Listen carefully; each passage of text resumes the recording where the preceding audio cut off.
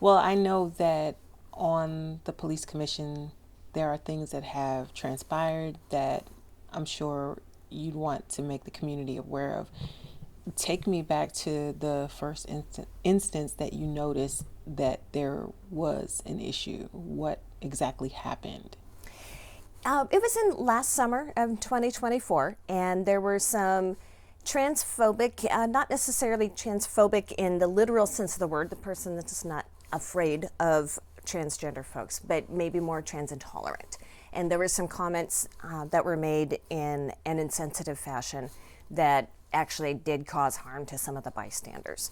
And so that incident was addressed, and the person expressed an apology, and we all agreed that there was likely no malintent involved. It just was possibly an unawareness of how words can impact people. The behavior didn't change after that, though, and so we actually had a Black non-binary commissioner on the police commission who felt very targeted because of their identity, and because of their race, and because of political affiliation, because typically when you're in a position involving police oversight, that's not super popular right now with the current federal administration. How long have you been on the commission at that point by 2024? Almost 2 years. I had joined the police commission in November of 2022, and at the time, Chair Boggs had selected me to be his successor, and I was elected vice chair and was learning from him. He was an excellent mentor. And then when he passed away suddenly in March of 2024, then I became the interim chair and then was elected in June. And tell me a little bit about what you do. Police Commission works very closely with the Chief of Police to provide community input on the policies and the procedures on how EPD conducts themselves, how they relate to the public, how a lot of their behaviors and their actions, the impressions that they can create within the public. Police Commission is chartered by City Council. It's one of the 20-something boards and commissions that is officially chartered by the City of Eugene. And so there's 2 City Council liaisons on the Police Commission. There's a liaison from Human Rights Commission and a liaison from Civilian Review Board. And then there's 8 at-large members. In looking forward from that incident in the summer of 2024, how did things progress and become or worsen? The commissioner who resigned prior to my resignation had reported to me that there were some instances where they perceived microaggressions, some bullying, some intimidation. At the time, I was very frank that I didn't necessarily see it with the same perspective. And so at the beginning, I actually kind of sided with the other commissioner who was being reported to me as having this behavior. As time went on, though, it became more apparent that the other commissioner had some valid concerns. They used the term that they didn't feel safe in the same room with that commissioner. And then there was a lot of things that even I could perceive, such as constant misgendering. The person is non-binary. They use they, them pronouns, and the person who was referring to them was constantly using binary pronouns. And it was something that was brought up repeatedly, and not just by myself, but also by the vice chair at the time as well. And then there was actually another person who reported that they felt unsafe being in the same room with the commissioner who was creating problems. And at that point, when I, as a leader, have 2 people reporting, literally using the words that they feel unsafe, then that became something that was paramount for me to address. And as the chair, how did you proceed to address it? I spent a lot of time reaching out to the City of Eugene, trying to learn what was within my purview as chair and what resources the city offers for volunteers. It turns out that there's really not much. The training that's provided to the boards and commissions is very rudimentary, and even though it's phrased as being mandatory, it's nothing where there's any accountability if somebody attends the training. There's not really, I believe there's a recorded option, but there's no way to track and see if a new commissioner or board member actually attends it. I had asked the city to provide belonging training to the police commission like they do for employees, and that apparently was not an option.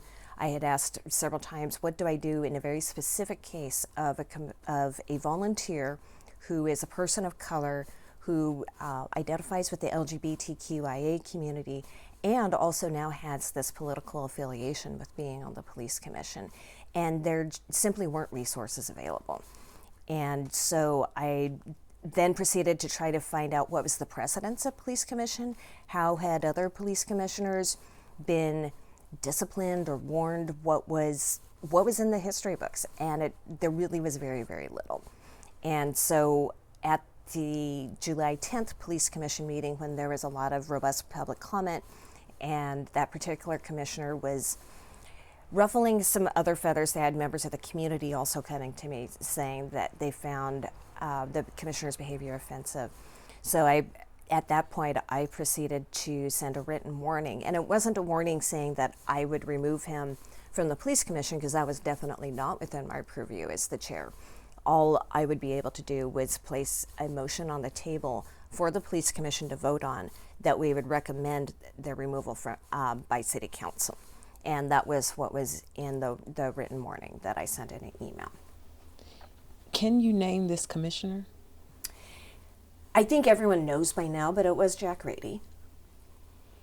And the commissioner who resigned Is William Parham. And what is the status of Jack? Jack is still, as far as I know, a member of the police commission. After I sent the warning email, the city manager's office responded via the staff liaison and informed both Commissioner Radey and me that I didn't have any authority to issue a warning and that there was very little that I could do. And so it very much gave the impression to Commissioner Radey and to myself that the city was scolding me rather than him. And so it was taken by him as a win and taken by me as a slap on the hand that I didn't appreciate very much. So officially, when did you resign? I received the email back from the city manager's office on the Monday morning, I believe in the first week of August, and I immediately sent an email back requesting a meeting, requesting clarification. I had multiple follow-up questions on that, as in how the logic from the city manager's office was justified. They had said that I didn't have the power to single out a member of the police commission, and I wanted definition of what singled out meant. There was also a case previously where the chief of police had sent a rebuke to the chair of the police commission regarding a commissioner. And so one of my questions was also, so I'm not allowed to single out a member of the police commission, but the chief of police can. And so there were several questions that I sent as an immediate follow-up, and I never heard back from the city. And so by Thursday evening was when when I made the assumption that the city was not going to respond, and I submitted my resignation. What was your feeling towards the city in not feeling like, your questions were answered or you were given the authority to kind of respond to the issues happening within the commission? With anything regarding government, you always have a certain expectation. There's bureaucracy, there's red tape. And so I wasn't necessarily surprised that there was no response. What was surprising to me was that the response was so swift after I took matters into my own hands and sent the warning email, and that the response was to scold me. It wasn't to take action on some documented behavior that had been observed by multiple people, that it was, it seemed like the city was more concerned about the possible damage that I was doing as the chair than by what the commissioner was doing by driving people away. Is there any, authority that the chair has? As it's been explained to me, the chair can place a motion on the table for removal, and that was something that the commission as a whole would vote on, and we would send, if it passed, then that motion, that recommendation would be sent to city council, and it would be up to them to determine it.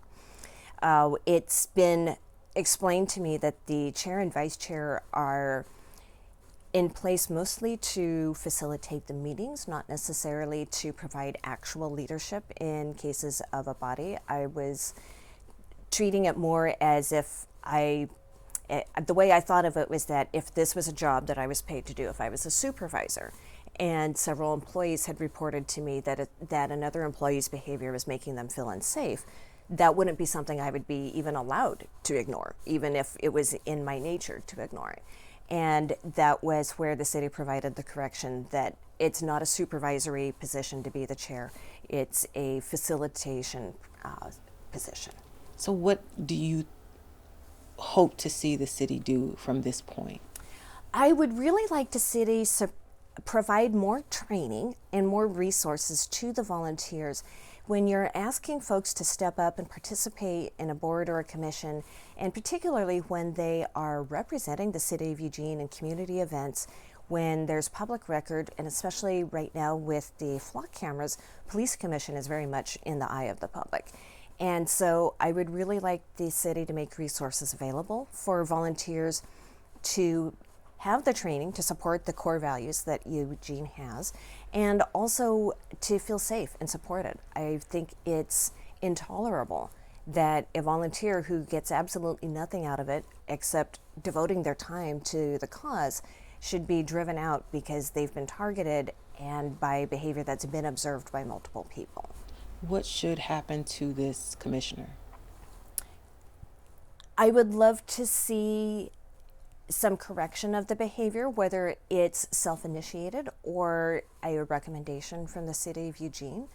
And I would like to see some self-awareness. You know, we all say things that we don't necessarily know the impact they'll have on the people around us or the folks that receive those words at any given point. And so I think the best outcome would be for the commissioner to be aware of the impact that they've had, to issue an apology and state that their intent moving forward is to move on collegially with the rest of the police commission and with anybody else who becomes appointed by city council. Worst case scenario, I would certainly hate to see somebody actually removed because I think that's a terrible look on the city as well. But if action is not taken by the person creating the issue, then I believe that the city has a moral responsibility to step in and protect the people who are devoting their time and their service.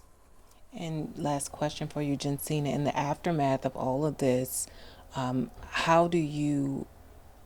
what message do you want to get out to the community as far as your departure?